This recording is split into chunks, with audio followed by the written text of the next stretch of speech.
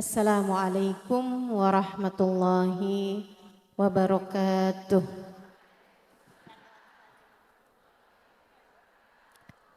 Alhamdulillah. Wassalatu wassalamu ala Rasulillah Muhammad ibn Abdillah wa ala alihi wa sahbihi wa man walah. Subhanaka la ilma lana illa ma 'allamtana innaka antal alimul hakim. Rabbi shrah li sadri wa yassir li amri wahlul 'uqdatan min lisani yafqahu qawli, amma ba'du. Alhamdulillah, sama-sama kita hormati, kita muliakan segenap keluarga besar dari Majelis Darus Surur wal Bahjah di bawah pimpinan Ustazah Anisah Fatimah Al-Haddad dan juga Syarifah Fadilah Syahab, yang acaranya kali ini diketuai Syarifah Sirin At-Tayyib Al-Hasani dan juga Wakil Ketua Nur Laila serta Syarifah Lila Alatas dan Syarifah Dida Alatas serta semua pihak yang telah terlibat. Kita doakan semoga semuanya selalu berada dalam limpahan rahmat ridha Allah Subhanahu wa taala. Panjangkan umurnya, disehatkan badannya, dimudahkan urusannya, dimurahkan rizkinya, dikabulkan hajatnya, semakin dicintai Allah Subhanahu wa taala dan Rasulnya, dibahagiakan hidup dunia dan akhiratnya. Amin ya rabbal alamin. Para hubabah, para ustadzah yang banyak menghiasi majelis kita, Al-Mukarramah Ustadzah Hasanah Al-Munawwar, Ustadzah Maimun Al-Haddad, Ummi Nung, Ustadzah Suud Al-Kaf, Ustazah Suud Aidit, Ustazah banyak menghiasi majelis, Ustazah Khadijah Al-Attas, Ustazah Afaf Al-Haddar, Ustazah Zainah Asgaf serta para ustazah-ustazah yang lain dan juga semua yang hadir di majelis ini, terutamanya para syarifah, para pimpinan-pimpinan majelis ta'lim, pimpinan-pimpinan pondok pesantren. Kita doakan semoga semuanya selalu dalam limpahan rahmat ridha Allah Subhanahu wa taala. Juga tentu saja buat semua yang hadir di majelis ini, baik ibu-ibu, kakak-kakak, adik-adik, anak-anak, yang semoga semuanya dicintai Allah, disayangi Allah, disyafaati Rasulullah, mendapatkan keberkahan dari wanita mulia yang kita peringati miladnya pada hari ini, Sayyidah Fatimah bintun Nabi sallallahu alaihi wasallam, permata hatinya baginda kita Nabi besar Muhammad sallallahu alaihi wasallam, insyaallah. Amin ya rabbal alamin. Ibu-ibu saudara sekalian, teman-teman semuanya, enggak cukup waktu untuk membahas kisah hidup Sayyidah Fatimah. Dan saya rasa juga banyak di antara kita yang sudah sering kali mendengarnya. Saya hanya tertarik untuk menyampaikan sedikit hal mengenai Sayyidah Fatimah yang mudah-mudahan dapat kita amalkan dalam kehidupan kita di atas muka bumi ini, insyaallah. Amin ya rabbal alamin.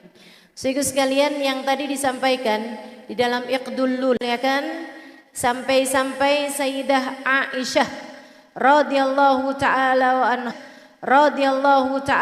anha wardaha mengatakan tentang kemampuannya untuk menjaga lisannya Sayyidah Fatimah. Beliau mengatakan, ma ra'aitu ahadan asdaq min Fatimah ghaira abiha.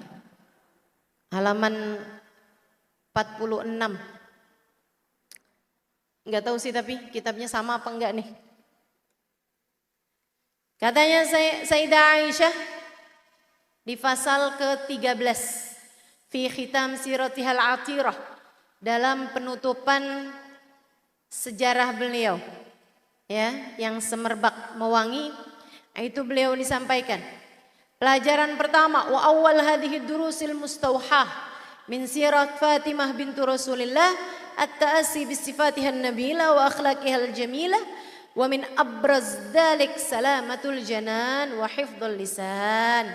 Nomor satu paling utama dari akhlaknya Sayyidah Fatimah adalah bersih hati, jujur lisan. Kamu kalau bisa ikut hal tersebut, maka kamu akan menjadi perempuan yang selamat dunia, selamat akhirat.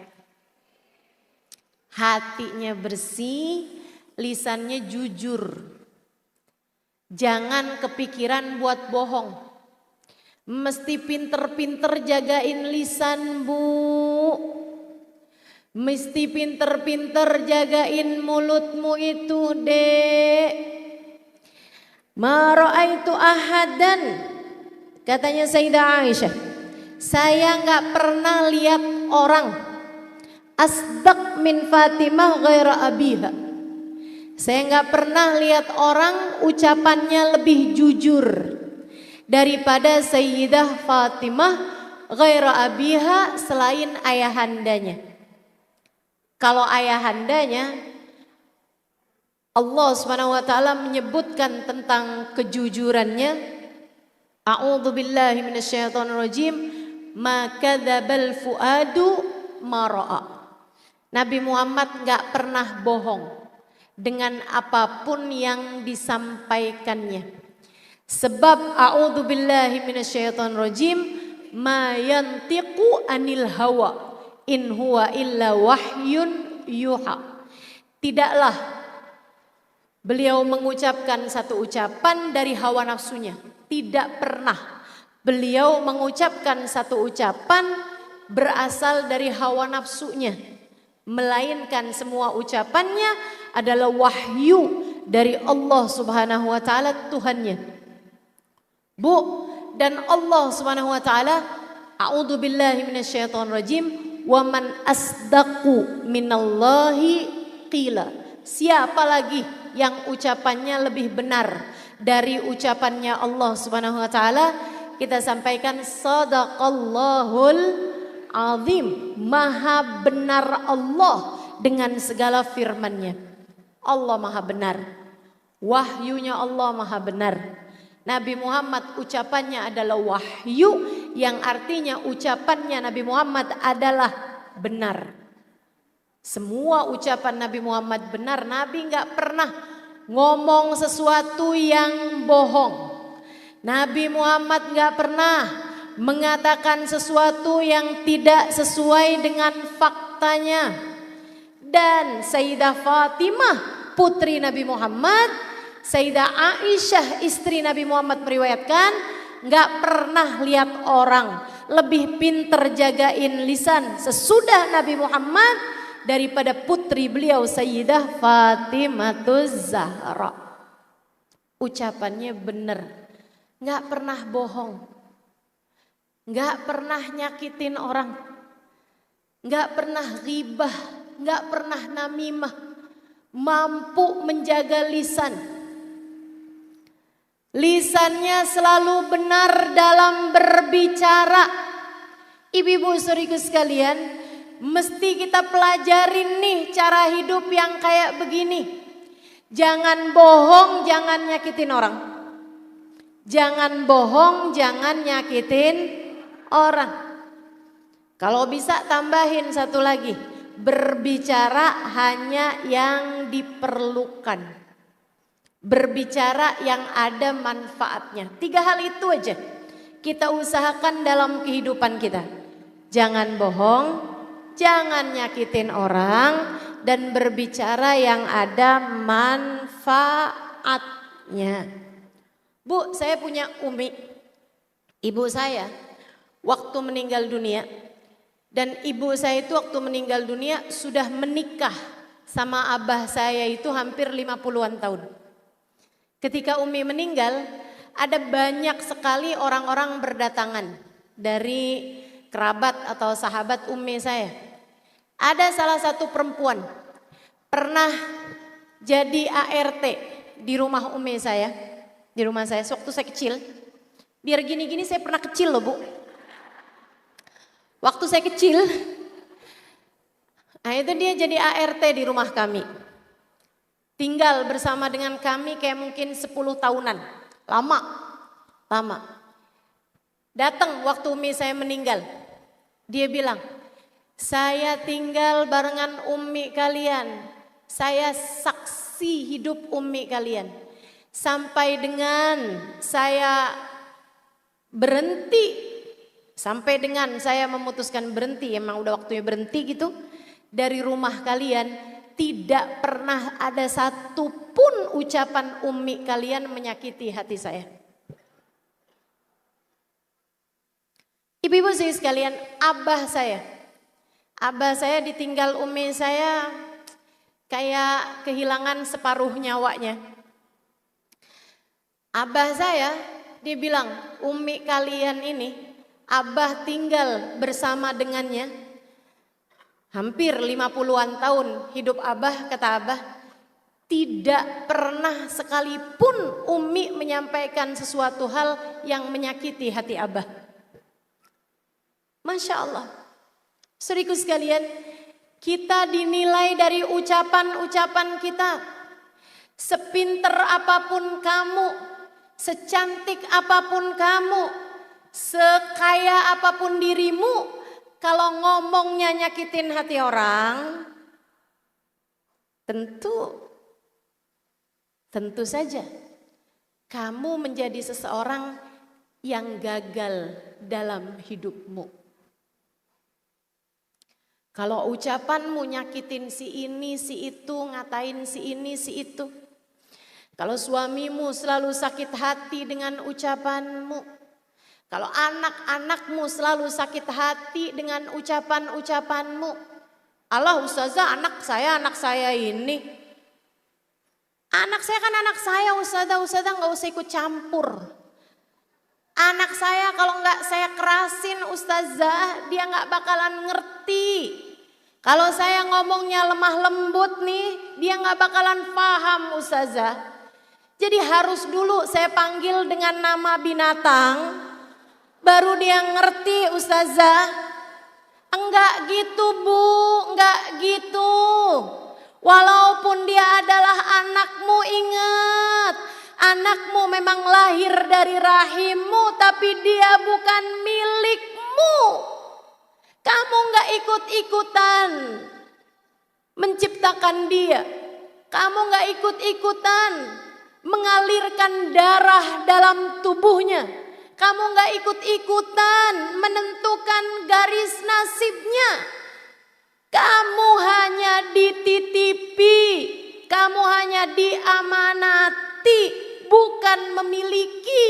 Kamu tidak pernah punya hak untuk menyakiti hatinya. Siapa bilang kalau dia anakmu, terus kamu berhak menyakiti hatinya? Siapa bilang kalau itu adalah seorang laki-laki yang kamu nikah dengannya, kamu ngerasa berhak menyakiti hatinya? Enggak gitu Bu. Suamimu jangan disakiti hatinya.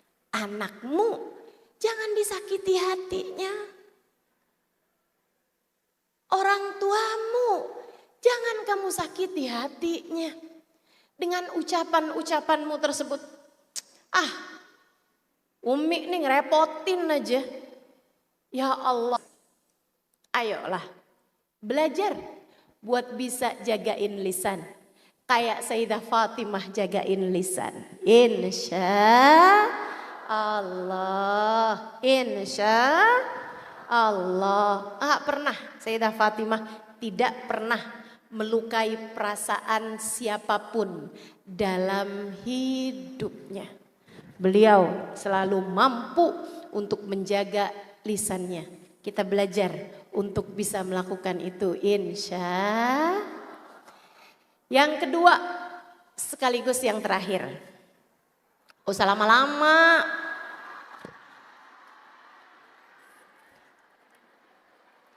Caranya kan udah lama. Saudaraku sekalian yang saya muliakan. Yang kedua, dari poin penting mengenai kehidupannya Sayyidah Fatimah Zahra. Ibu-ibu, adik-adik, kakak-kakak, saudari-saudariku sekalian yang saya muliakan. Sayyidah Fatimah itu perempuan yang sabar. Sabar menjalani susahnya kehidupan. Kita kalau mikirin saya kalau mikirin pantas-pantasnya putri Nabi Muhammad. Pantas-pantasnya putri Nabi Muhammad. Manusia paling agung di alam semesta yang namanya bersanding dengan nama Allah Subhanahu wa taala. Yang pegang kunci surga, ayahnya pegang kunci surga. Pantas-pantasnya nih Sayyidah Fatimah ini, pantas-pantasnya kayak hidup enak, seneng, kayak putri-putri raja-raja hidup di negeri dongeng gitu. Dandan pagi-pagi, habisnya mandi, dimandiin medayang-dayang. Ya, habis itu dipakein pakaian-pakaian bagus, kemudian rambutnya disisirin, kemudian dipakein ikat rambut. Ngebayangin putri Nabi, pantasnya kan begitu. Ngebayangin putri dari manusia paling tercinta di sisi Allah Subhanahu wa taala. Pantasnya hidup berada dalam kemewahan. Pantasnya hidup berada dalam kesenangan. Pantasnya hidup berada dalam kemudahan. Tapi fakta menunjukkan bahwasanya manusia yang nyaris paling susah hidupnya adalah Sayyidah Fatimah Zahra, Sayyidah Nisa Ahlil Jannah. Pemimpin wanita surga. Hidupnya di dunianya susah bener. Nih ya, yang ngeluh hidupnya susah karena kemiskinan. Kamu gak ada apa-apanya sama Sayyidah Fatimah Zahra. Yang kamu ngerasa kok hidup susah amat gini ya. Kayak pekerjaan rumah tangga gak ada ujungnya gitu. Kamu gak ada papanya sama Sayyidah Fatimah Zahra. Kalau kamu mengeluh ujian-ujian dalam kehidupan, kok kayak bertubi-tubi banget ya dalam hidup saya. Kamu gak ada papanya sama Sayyidah Fatimah Zahra yang dibesarkan dengan penderitaan demi penderitaan. Dibesarkan dengan kesusahan demi kesusahan. Dari sedari kecilnya, satu hari ketika ia berada dalam rumahnya, seorang perempuan budak mengetuk-ngetuk pintu rumahnya. Sayyidah Fatimah membukakannya, kemudian berkata, "Ya Fatimah, lau ra'aiti madza fa'alu ala abik." Wahai Fatimah, lihatlah yang sudah mereka kerjakan terhadap ayahmu itu. Sayyidah Fatimah kecil tergopoh-gopoh keluar dari rumahnya, dan di sanalah dia lihat di depan Ka'bah ayahnya sedang sujud dengan kotoran unta yang terdiri dari unta habis disembelih, bangkainya, dari isi perutnya, usus-ususnya, daging-daging busuknya, mohon maaf kotoran-kotorannya dibiarkan berhari-hari sampai baunya pengar, busuk luar biasa. Seseorang dari kafir Quraisy meletakkan barang tersebut, menjatuhkannya ke punggung Nabi Muhammad di saat beliau sedang sujud depan Ka'bah. Dan orang-orang kafir Quraisy, mereka tertawa-tawa melihat pemandangan tersebut sampai memegang-megang perut-perut mereka karena kegelian dengan pemandangan itu. Ibu, pembulian yang semacam ini, kezaliman yang semacam ini, kekejian yang semacam ini dilihat, dirasakan, didengar oleh Sayyidah Fatimah bintun Nabi sallallahu alaihi wasallam, putri dari manusia terbesar sepanjang sejarah umat manusia. Sayyidah Fatimah mulai membersihkan kotoran tersebut dari punggung ayahandanya dengan tangan kirinya, dengan tangan kanannya, sementara tangan kirinya sibuk mengusap air matanya sendiri. Ayahnya kemudian duduk merasakan tangan putrinya mulai membersihkan punggungnya. Beliau pun salam dari sholat. Dipandanginya putrinya yang masih terus dengan tangan kanannya membersihkan kotoran dari bagian depan ayahnya, sementara tangan kirinya sibuk mengusap air matanya sendiri. Nabi Muhammad kemudian berkata, "Jangan sedih wahai putriku, suatu hari nanti kamu akan melihat kenabian ayahmu mencapai Romawi dan Persia." Bu, kalau saya ada waktu itu, saya pengen tambahin, nyampe ke Cijantung, nyampe ke Tebet, ya Bu ya, nyampe ke pelosok-pelosok Indonesia, nyampe ke kampung-kampung di mana-mana di negeri kita. Ibu-ibu saudaraku sekalian yang saya muliakan, Sayyidah Fatimah dibesarkan dengan penderitaan, dibesarkan dengan penderitaan, dikuatkan dengan hal-hal yang tidak selalu menyenangkan. Memang betul Bu kabarnya, pelayar yang tangguh selalu saja karena sudah mengalami berbagai macam badai di lautan.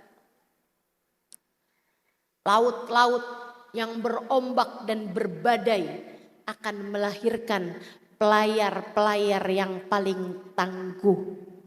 Demikian pula dengan kita. Ibu-ibu sekalian, kalau kamu perhatikan, nih zaman sekarang ini, Gen Z, malah yang bawahan lagi, Gen Alpha. Bu, ibu-ibu sekalian, kita dulu Bu kalau pengen makan pakai masak. Betul? Orang lebih punya ketahanan, kemampuan menunggu. Sekarang ini generasi-generasi yang bawah ini Bu kalau pengen makan mereka tinggal GoFood. Betul? Mau ngopi tinggal ngafe, tinggal pergi ke kafe. Mau ini mau itu, bahkan mau belanja ibu-ibu sekalian, nggak pakai dandan, nggak pakai mandi dulu, nggak pakai rencanaan sama temen. Ibu, sekarang kalau mau belanja, nih ibu-ibu nih saya liatin di pengajian bisa belanja, buka Shopee, ya kan? Kerudungannya ustazah itu cakep tuh, beli di mana ya? Bisa gitu. Selesai ngaji, check out 5 keranjang. Ada yang pernah begitu? Mana? Ada yang ngacung loh, subhanallah.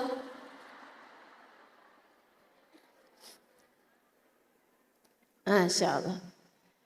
Bu, karena hidup menjadi semakin mudah, saya nggak mau nyalahin zaman.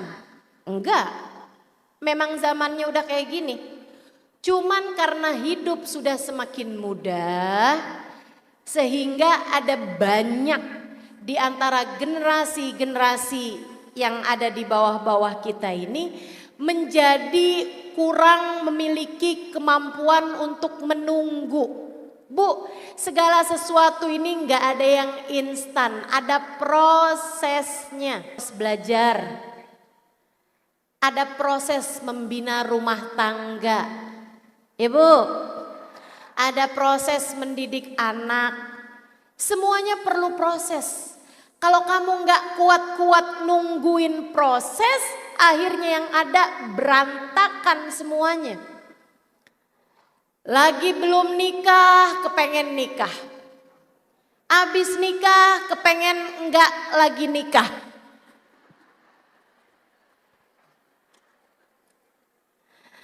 Sampai pernah ada, nih Ustazah, anak saya mau cerai aja katanya. Saya tanyain kenapa gitu, suami saya nggak romantis lah. Dia mau nyari nyowok romantis. Bu, betapa perlunya kita terhadap proses pendewasaan berupa penderitaan dalam kehidupan. Ibu-ibu sekalian, bahkan sesudah masanya Madinah, sudah orang-orang menghormati Nabi Muhammad dengan sehormat-hormatnya. Bahkan para sahabat meriwayatkan Nabi Muhammad kalau meludah, ludahnya enggak sampai tanah. Orang rebutan ludahnya Nabi Muhammad sallallahu alaihi wasallam. Itu fakta sejarah bagaimana para sahabat memuliakan Nabi kita Muhammad sallallahu alaihi wasallam. Mau tawaddu ar-Rasul sallallahu alaihi wasallam, tidaklah berwudu Nabi Muhammad sallallahu alaihi wasallam illa wa tazahaman nas biwadu'ih, melainkan semua sahabat-sahabat berebut dengan air bekas wudunya Nabi Muhammad sallallahu alaihi wasallam. Itu fakta sejarah. Bahkan Nabi Muhammad cukuran rambut, ibu-ibu semuanya pada rebutan. Rebutan apa? Rebutan helai-helai rambutnya Nabi Muhammad sallallahu alaihi wasallam. Sudah dalam keadaan dimuliakan semacam ini. Tengok bagaimana kehidupan Sayyidah Fatimah bintun Nabi sallallahu alaihi wasallam. Ibu-ibu sekalian yang saya muliakan, Sayyidah Fatimah, Bu, hadis yang diriwayatkan dari Sayyidina Umar ibn al-Khattab alaihi ridwanullah. Sayyidina Umar berkata, perut saya lapar banget. Siang-siang hari benar-benar kelaparan. Saya pun keluar dari rumah. Kemudian saya berjumpa dengan Sayyidina Abu Bakar. Sayyidina Abu Bakar bertanya, Ma akhrajaka minal bait ya ibn al-Khattab. Apa yang membuatmu keluar dari rumah, wahai putranya Pak Khattab? Umar bin Khattab maksudnya.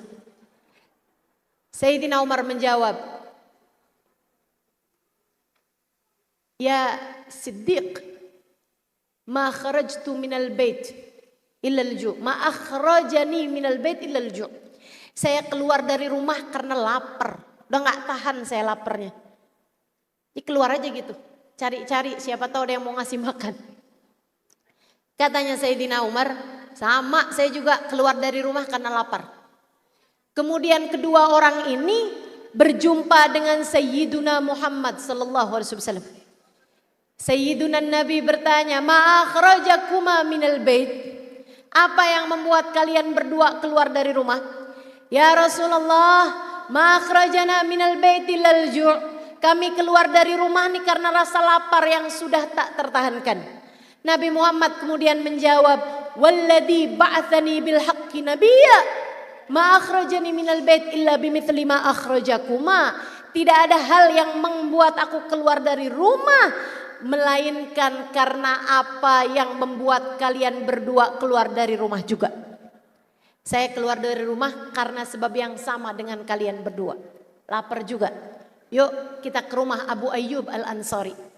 Mereka bertiga nih datang ke rumahnya Sayyidina Abu Ayyub. Disambut luar biasa sama Sayyidina Abu Ayyub Al-Ansari. Ahlan wa sahlan bin Nabi wa sahibai. Selamat datang Nabi Muhammad dan kedua sahabatnya. Bu, dijamu. Langsung Sayyidina Abu Ayyub menyembelih kambing. Ibu-ibu sekalian, dibakarkan kambing muda. Enak banget. Sampai kemudian udah mulai ada yang matang, dihidangkan kepada Nabi Muhammad. Tapi Nabi tidak memakannya. Nabi menyisihkan sebagian daging-daging tersebut. Dipilih Nabi Muhammad sebagian daging itu ditaruhin di satu tempat. Nabi Kemudian Nabi Muhammad bilang sama Abu Ayyub, "Ya Aba Ayyub, lau arsaltaha ila bait binti Fatimah." Abu Ayyub, bolehkah kamu kirimkan ini kepada putriku Sayyidah Fatimah? Sayyidina Abu Ayyub bilang, "Bala ya Rasulullah, tentu wahai Rasul.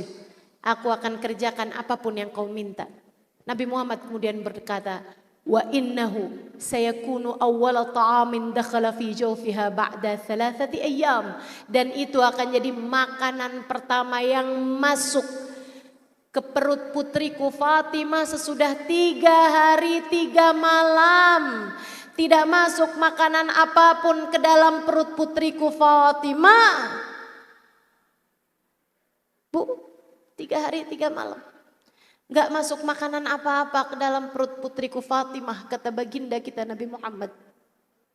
Ibu-ibu sekalian, kita membayangkan putri seorang nabi yang namanya ada di tiang arsy, yang ayahnya pegang kunci surga.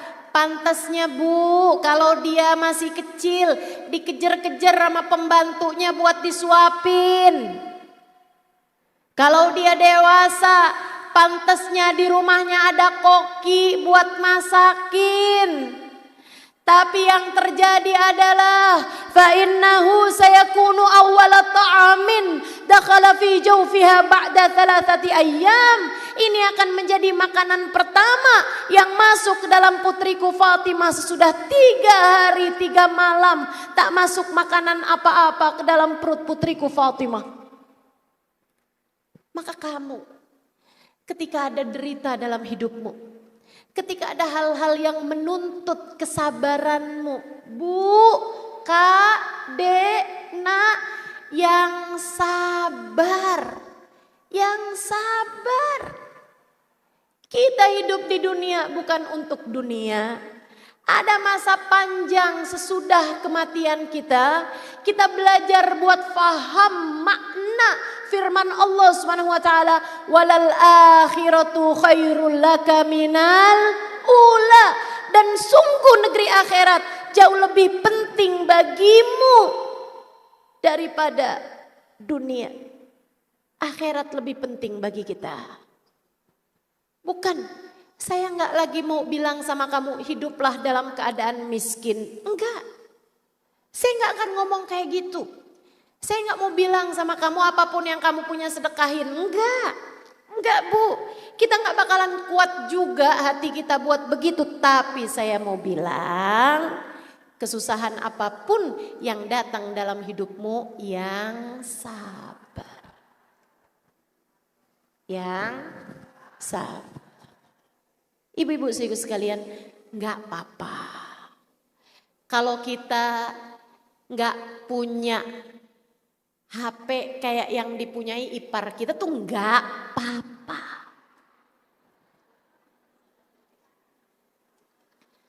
Kalau kita tuh enggak punya baju kayak yang dipunyai sama saudara kita, enggak apa-apa.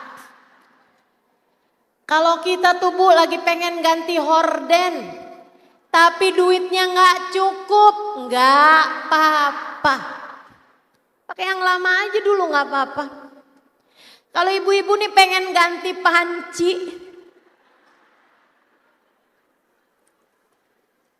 tapi duitnya belum ada Bu, nggak apa-apa. Sesekali nggak punya duit buat beli pulsa, sesekali token di rumah bunyi, enggak apa-apa.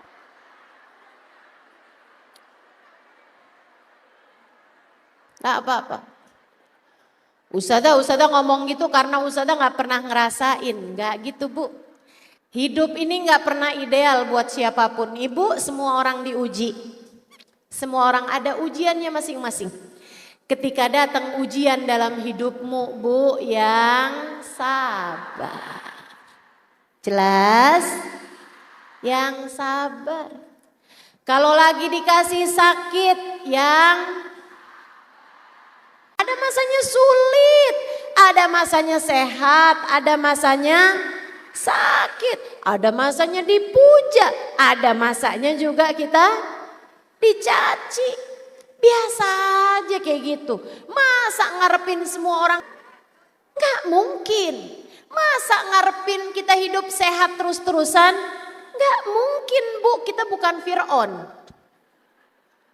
Orang yang hidupnya gak pernah sakit tuh satu orang doang yang saya baca. Namanya Om Fir'aun. Gak pernah sakit tuh Bu, flu gak pernah, gatel-gatel gak pernah, kurapan gak pernah. Fir'aun. Tapi kan kita kan, alhamdulillah kita bukan Fir'aun. Ada masanya kita sakit, gak apa-apa, gak apa-apa. Dunia bukan untuk dunia. Gak apa-apa, gak apa-apa. Bahkan wanita paling mulia sepanjang sejarah umat manusia bernama Fatimah Zahra, ibu-ibu harus seringkali menahan rasa lapar yang tak tertahankan. Sampai pada akhirnya ibu-ibu sekalian, seperti mana yang pernah Nabi Muhammad SAW ceritakan dalam salah satu hadisnya. Beliau masuk ke rumah putrinya Fatimah, mendapati Sayyidah Fatimah tergeletak di atas tanah, tergeletak di lantai dalam keadaan wajahnya pucat. Nabi Muhammad panik, Nabi Muhammad khawatir, Nabi Muhammad melihatnya kemudian bersegera menghampirinya. Apakah kamu sakit wahai Fatimah?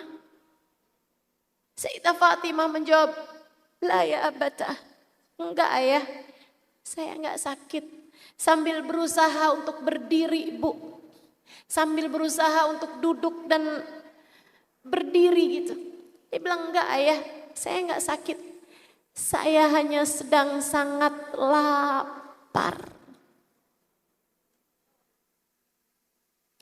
Ibu, Nabi Muhammad gak tega lihatnya.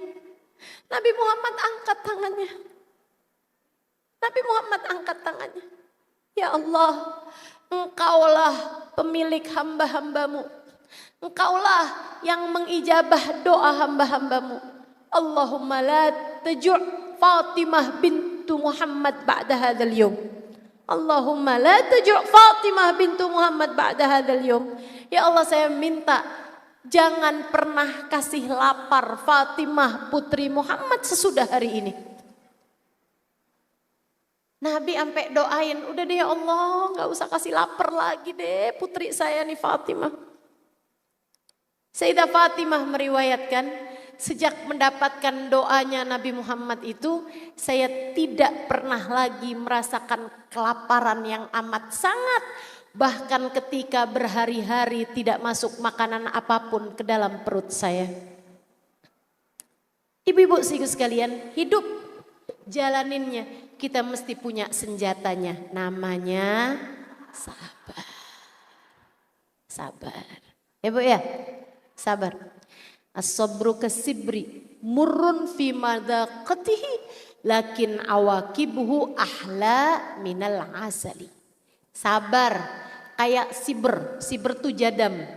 Rasanya pahit banget, tapi sesudahnya hasilnya adalah rasa manis. Kapan tuh setelah manisnya? Ya sabar aja. Sekurangnya semoga saat ajal datang menjemput kita. Sekurangnya insya Allah saat kita berada dalam alam kubur kita. Yang sabar jalanin hidup. Sabar dalam jalan taat pada Allah SWT. Sabar ninggalin maksiat. Sabar ninggalin maksiat. Ya Bu ya. Dan sabar terhadap menjalani ujian. Seperti apapun saja besarnya. Mudah-mudahan Allah karuniakan kedua hal ini dalam kehidupan kita. Yang pertama, jaga lisan.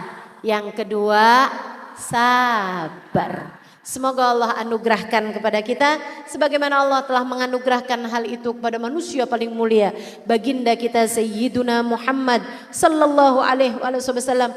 Semoga jatah kita dari Sayyidah Fatimah bukan hanya sekedar mengucapkannya, menceritakannya, mendengarkannya, membaca sejarahnya, melainkan jatah kita dari Sayyidah Fatimah adalah mengikuti jejak langkahnya untuk kemudian menjadikan kita wanita yang kelak di hari akhirat ada di belakang beliau insyaallah. Amin ya rabbal alamin. Rabbana zalamna anfusana wa illam taghfir lana wa tarhamna lanakunanna minal khasirin. Rabbana atina fid dunya hasanah fil akhirati hasanah wa qina adzabannar bi fadli subhana rabbika rabbil izzati amma yasifun wa salamun alal mursalin walhamdulillahi rabbil alamin.